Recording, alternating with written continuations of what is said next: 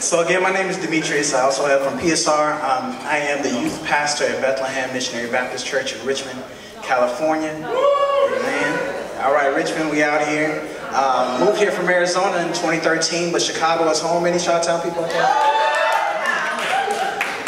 A bit of preface for this because I want to make sure everybody gets this reference. Has anybody out there or their kids or something watched a cartoon called Hey Arnold? Right. So, and Hey Arnold was a jazz man. He loves some jazz music. But Hey Arnold, they had a character named Stoop Kid.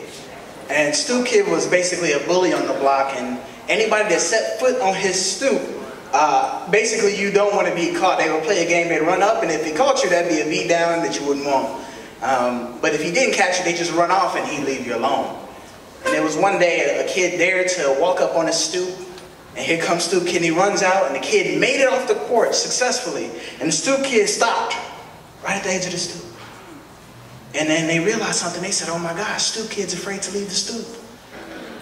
So that's going to be a little bit in that. And the other thing is comes from James 2, 1 through 4. Go home and read it. It said, basically I'm talking about favoritism. Don't, when two people come in, a rich man and a poor man, say, rich man, please sit here, and poor man, go stand over there. And it says, are you not making yourself judges with evil thoughts? Amen. Stoop Kid. What would happen if you left your stoop? Leave the room which you rule over night and day. There's no question to whom this space belongs. What would happen if you moved your feet one at a time, took your first step down? Would it be frightening? Would it be freedom? Self-made cage, would you be the bird that sings as you fly away? Or would you see it as free doom? Your porch has plenty of space and plenty of room. Nobody on the block has a cell quite like mine, plus I spent all of this time making it comfy.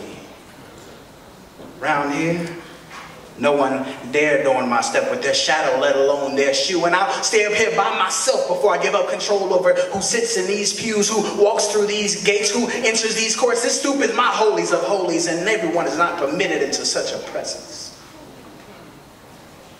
This temple is only for the qualified, the manicured, those who know how to present themselves properly. And humanity's messiness has no place here because it would compromise my comfort. So don't come forth unless the proper conditions are met.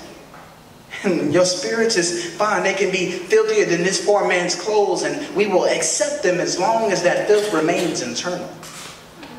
Hungry, need clothes, unshowered, unkept, well, they're non-profits for you. Drug abuser, fornicator, murderer, well, there's counseling for you. Drug dealer, nasty stripper, you lazy welfare mom, take your pimping elsewhere. There's no healing here for you. Gunslinging, gangbanger, soul taker, there's no rest here for your soul activist, relevant voice, take your active mess elsewhere. You make us too uncomfortable.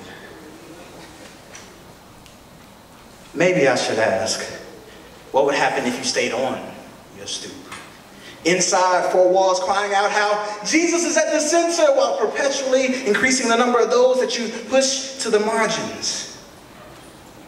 Calling, come all ye sinners, weary and broken. Indirect invocation to everyone who thinks just like you and knows how to approach the stoop properly. You know what? Maybe one day, just maybe one day, just maybe one day, those outside your courts, outside your gates will pick up on your game and call it what it is, fear. And the people will chant your name and your condition. Stoop kids afraid to leave the stoop. Stoop kids afraid to leave the stoop. Stoop kids afraid to leave the stoop. Preach, I mean stoop kids afraid to leave the stoop. All in righteous protest against your self-perceived monopoly on God. Maybe. And maybe you should consider this. Maybe you don't leave your bottom ledge not because you're too busy or not because you don't know how, but maybe you're just a little scared.